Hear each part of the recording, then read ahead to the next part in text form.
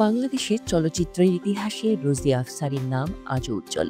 অসংখ্য জনপ্রিয় ছবির নায়িকা তিনি। শুধু অভিনয় নয়, সংগঠক হিসেবেও কাজ করেছেন। ছিলেন জিসাসের সভাপতি। তার জীবনের সবচেয়ে স্মরণীয় অভিজ্ঞতাগুলোর একটি ছিল তৎকালীন প্রেসিডেন্ট জিয়াউর রহমানের সফর সঙ্গী হয়ে সিরিয়া ও জার্মানি ভ্রমণ। রোজি আফসারী এক সাক্ষাৎকারে স্মৃতিচারণ করে বলেছেন, জিয়াউর রহমানের সঙ্গে তার সম্পর্ক কেমন ছিল।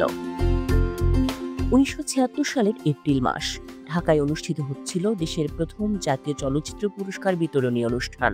রাষ্ট্রপতি বিচারপতি এএসএম সাইম পুরস্কার দেবেন। অতিথিদের প্রথম সারিতে বসেছিলেন deputy chief martial law administrator Ziaur Rahman ও তার স্ত্রী বেগম খালেদা জিয়া। পুরস্কার নিতে মঞ্চে ওঠেন রোজি আফসারী।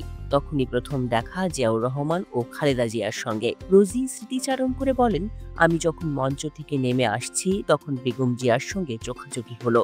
তিনি আমার দিকে তাকিয়ে মৃদু হাসলেন। আমিও হাত তুলে সালাম দিলাম।